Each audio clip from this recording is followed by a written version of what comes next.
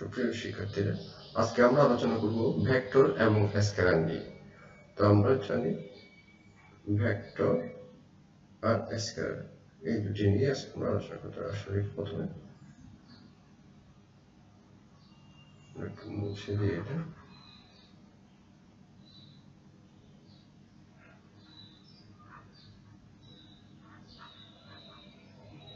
Vector আর হচ্ছে scalar.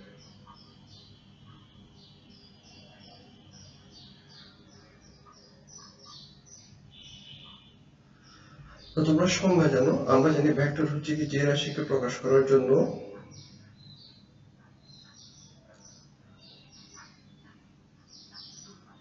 মান ও দিক প্রয়োজন তাকে বলা হচ্ছে ভেক্টর রাশি, আর যে রাশিকে প্রকাশ করার জন্য শুধু মান প্রয়োজন তাকে বলা হচ্ছে কি স্কেলার রাশি। এখন এই মান ও দিক বলতে কি বুঝি? ধরো আমরা এখানে একটা বক্স নিলাম,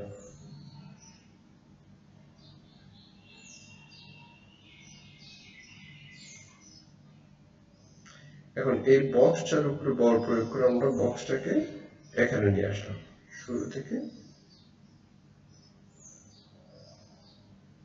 বক্সটাকে আমরা এখানে নিয়ে আসলাম।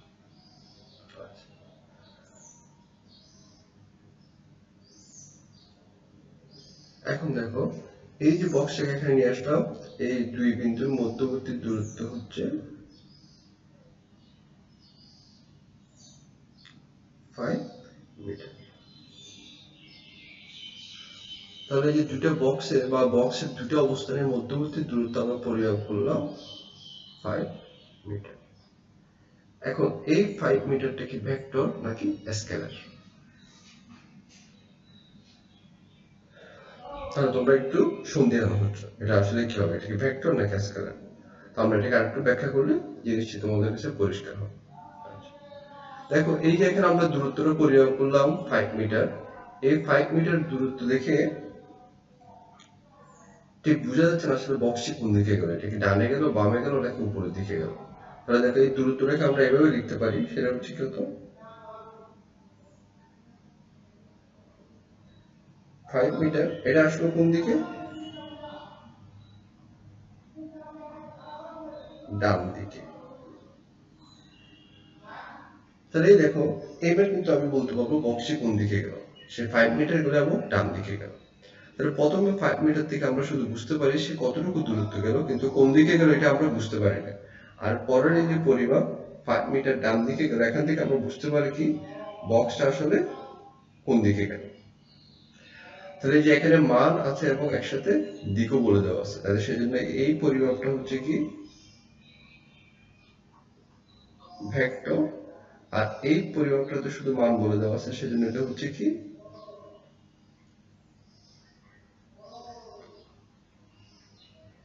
স্কেলার। আমরা আরো একটা উদাহরণ দিয়ে বিষয়টি পরিষ্কার করি। তো আমরা জানি গতি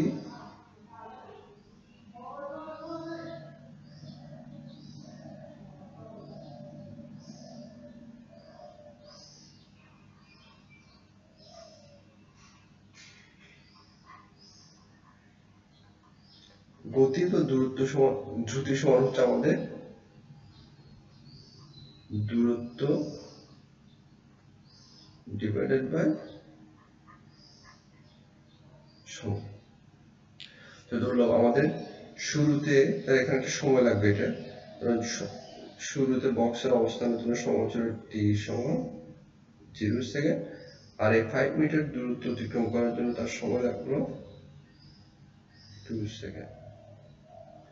তাহলে এই ক্ষেত্রে অতিক্রান্ত দূরত্ব হচ্ছে 5 মিটার আর প্রয়োজনীয় সময় হচ্ছে 2 সেকেন্ড। তাহলে এখানে আমরা লিখতে পারবো 2.5 মিটার পার সেকেন্ড হচ্ছে বস্তুটির গতি। আবার এখানে দেখো এই সংখ্যাটা দেখে আমরা বুঝতে পারি এই বস্তুটি কত দ্রুত তার অবস্থানের পরিবর্তন করলো, কিন্তু অবস্থানের পরিবর্তনটা কোন দিকে হলো সেটা আমরা এই সংখ্যাটা দেখে বলতে পারবো না। তো সেটা যদি বলতে চাই আমাদের কি করতে হবে, এবার দূরত্বের জায়গায় আমাদের লিখতে হবে কি সরল, আর সময় আগের মতো থাকবে।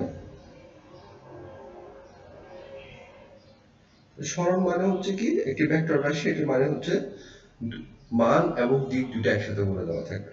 তাই আমরা এটাকে লিখি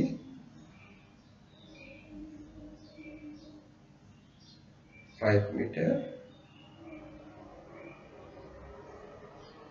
ডান দিকে, আর নিচে হচ্ছে 2 সেকেন্ড। এখান থেকে আমরা কি পাবো, 2.5 মিটার পার সেকেন্ড, আর এটা হচ্ছে কোন দিকে, ডান দিকে। তাহলে এই সংখ্যাটা দেখে আমরা বলতে পারি এবার বস্তুটি 2.5 মিটার পার সেকেন্ড বেগে ডান দিকে গতিশীল। তাহলে নিচের এই সংখ্যাটা আমাদেরকে দিক সহ বলে দেয়, সেজন্য এটা হচ্ছে কি আমাদের জন্য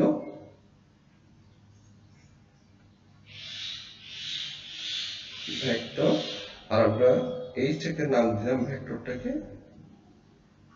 ব্যাক। আর উপরের এই যে গতি বা দ্রুতি, এটা আমাদেরকে দিকটা বলে দেয় না, সেজন্য এটাকে আমরা বলি স্কেলার।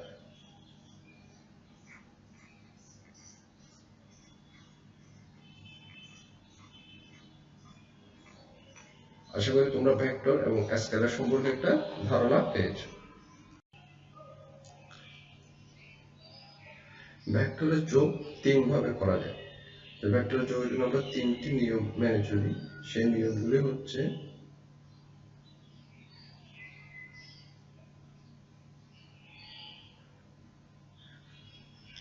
সর্বপ্রথম হচ্ছে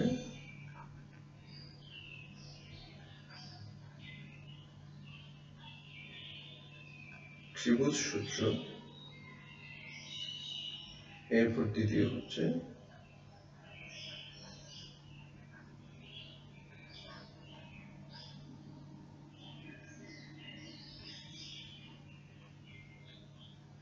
সামান্তরিক সূত্র, সবশেষে হচ্ছে ভেক্টর বিভাজন।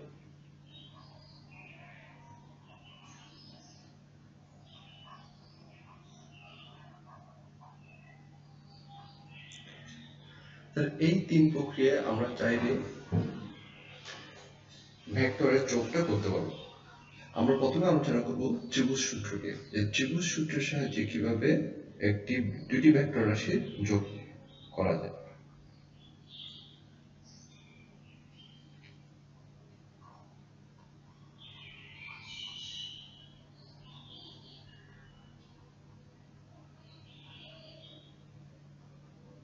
ত্রিভুজ সূত্র আমাদের ধরলাম, আমাদের দুইটি ভেক্টর দেওয়া আছে।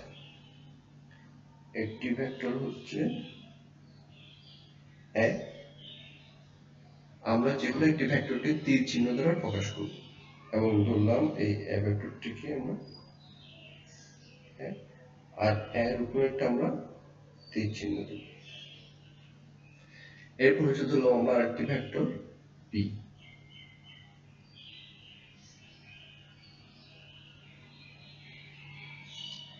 বি কে আমরা তীর চিহ্ন দ্বারা প্রকাশ করলাম, আর এটাকে পাশে লিখবো এভাবে করে, বি সংখ্যাটা লিখে তার উপরে একটা তীর চিহ্ন দিলে এটা বি ভেক্টর প্রকাশ হয়ে গেল।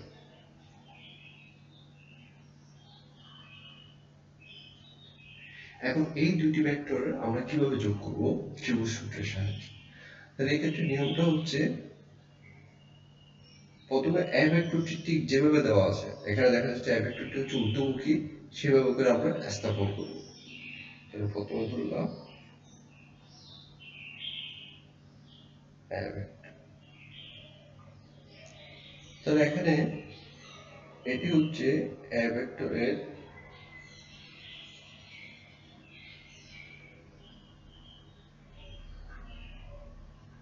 পাদবিন্দু, আর এটি হচ্ছে এ ভেক্টরের শীর্ষবিন্দু। তাহলে একই রকম ভাবে এটি হবে কি বি ভেক্টরের পাদবিন্দু, আর এটা হবে বি ভেক্টরের শীর্ষবিন্দু। তাহলে এখন আমরা এ ভেক্টরটি যেভাবে আছে সেভাবে করে স্থাপন করব, তারপর আমরা বি ভেক্টরটি স্থাপন করব। বি ভেক্টরটিও যেভাবে আছে ঠিক একইভাবে আমরা স্থাপন করব। এখানে বি ভেক্টরটি হচ্ছে নিম্নমুখী। তাহলে এবার আমরা কি করব, এটাকে নিম্নমুখী করে স্থাপন করব এবং করার নিয়ম হচ্ছে কি, এই যে এ ভেক্টরের শীর্ষবিন্দুতে আমরা বি ভেক্টরের পাদবিন্দুটা স্থাপন করব।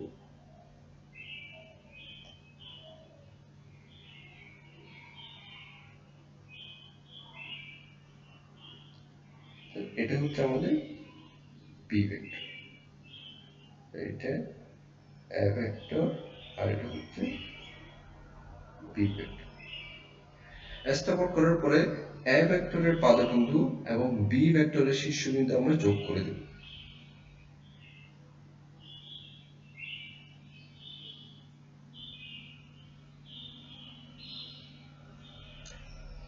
তাহলে এ ভেক্টরের পাদবিন্দু আর বি বিন্দুর শীর্ষবিন্দু যোগ করলে আমরা নতুন যে ভেক্টরটি পাবো, এই ভেক্টরটি হচ্ছে কি এ এবং বি এর যোগফল। তাহলে ধরো নতুন ভেক্টরটিকে আমরা নাম বললাম কি সি। তাহলে আমাদের সি সমান কি হবে, এ প্লাস বি।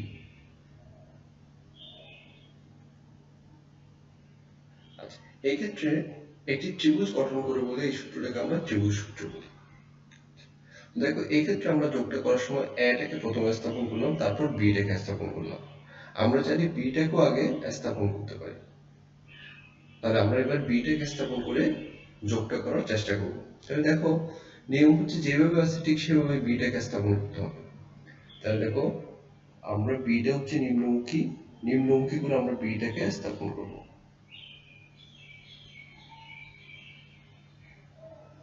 এটা হচ্ছে আমাদের বি ভেক্টর। এবার আমরা কি করব, এই বি ভেক্টরের শীর্ষবিন্দুতে আমরা এ ভেক্টরটা স্থাপন করব, এ ভেক্টরের পাদবিন্দু। তাহলে এ ভেক্টরটা হচ্ছে ঊর্ধ্বমুখী, তাহলে আমরা ঊর্ধ্বমুখী করে এ ভেক্টরটা স্থাপন করব।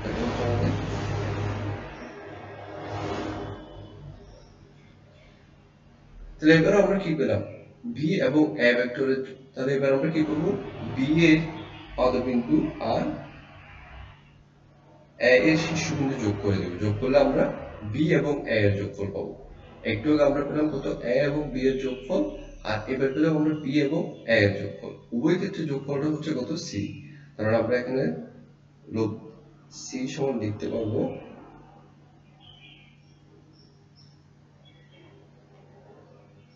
বি প্লাস,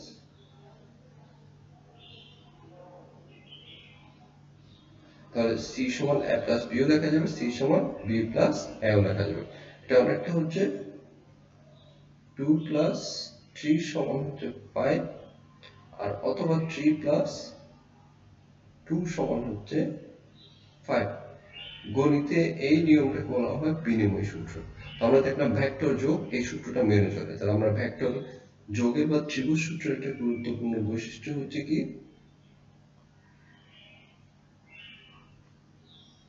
ভেক্টর যোগ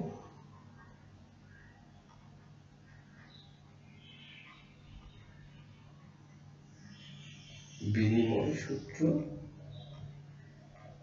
মেনে চলে।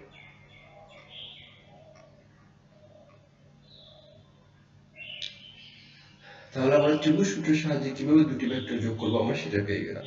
এখন দুইটা ভেক্টর যোগ করলে নতুন যে ভেক্টরটা পেলাম সি, সি ভেক্টরটা আমরা প্রায় সময় বলবো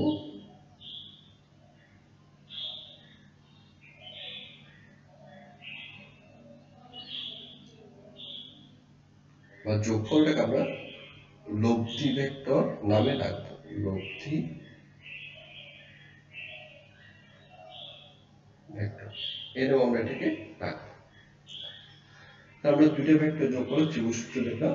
আমরা এখন একটা উদাহরণ দেখানোর চেষ্টা করব। সেই উদাহরণ দেখে আমরা একটা বাড়ির কাজ বা আমাদেরকে নিচে করার একটা পরীক্ষা দিব।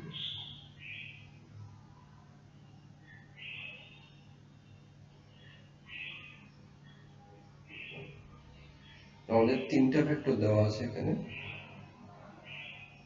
এই বরাবর একটা ভেক্টর,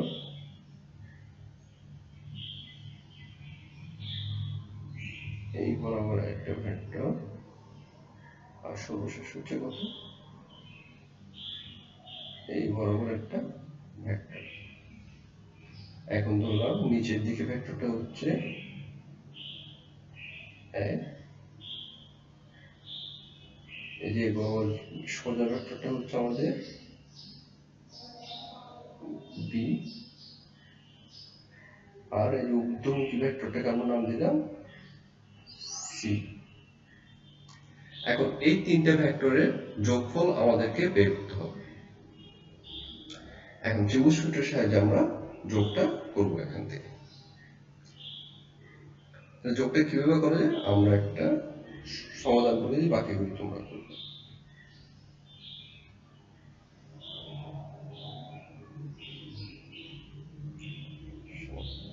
তাহলে তিনটা ভেক্টর যদি থাকে সেক্ষেত্রে আবার আমরা আমাদের আগের নিয়ম ফেরত যাবো। আমাদের নিয়মটা হচ্ছে কি, তিনটা ভেক্টরকে পরপর স্থাপন করতে হবে। স্থাপন করার পরে প্রথম ভেক্টরের পাদবিন্দুর সাথে সর্বশেষ ভেক্টরের শীর্ষবিন্দু আমরা যোগ করব। তাহলে আমাদের দেখো প্রথম ভেক্টরটা হচ্ছে a, আমরা প্রথমে ঠিক যেভাবে আছে ওইভাবে এই ভেক্টরটাকে স্থাপন করব।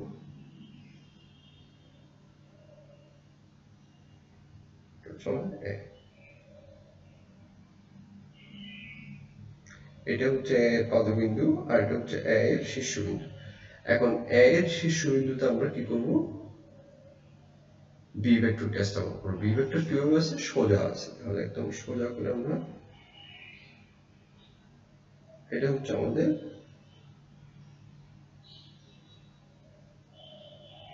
b vector.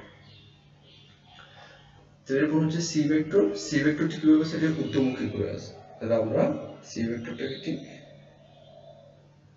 ঊর্ধ্বমুখী করে বসাবো। এটা হচ্ছে আমাদের c ভেক্টর। আমরা তিনটা ভেক্টরকে পরপর বসালাম। এখন এই তিনটার লব্ধি পাওয়ার জন্য আমাদের প্রথম ভেক্টরের পাদবিন্দুর সাথে শেষ ভেক্টরের শীর্ষবিন্দু যোগ করতে হবে। তাহলে আমরা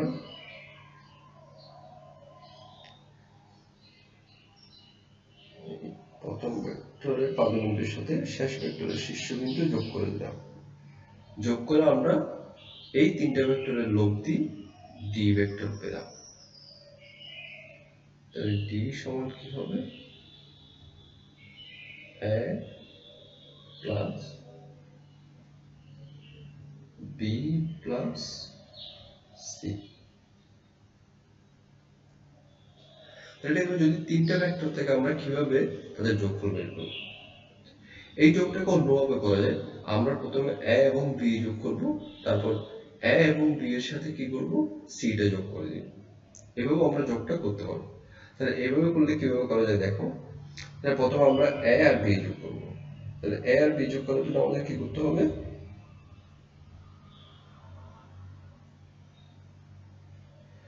a ভেক্টরের পাদবিন্দুর সাথে b ভেক্টরের শীর্ষবিন্দু যোগ করতে হবে।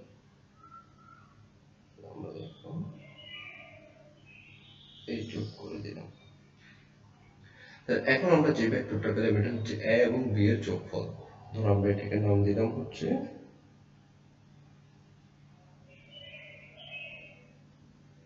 e vector. e ভেক্টর সমান হচ্ছে a প্লাস b। এখন এই e ভেক্টরের সাথে আমরা c ভেক্টর যোগ করব। তাহলে এই যে e ভেক্টরের শীর্ষবিন্দুতে c ভেক্টরের পাদবিন্দু আমরা স্থাপন করলাম। তাহলে e ভেক্টরের স্থাপন করার পর আমরা এভাবে পেলাম। এখন এই e ভেক্টরের পাদবিন্দু আর c ভেক্টরের শীর্ষবিন্দু আমরা পরপর যোগ করে দিব। তাহলে যোগ করলে এই d টাকে তখন আমরা লিখতে পারবো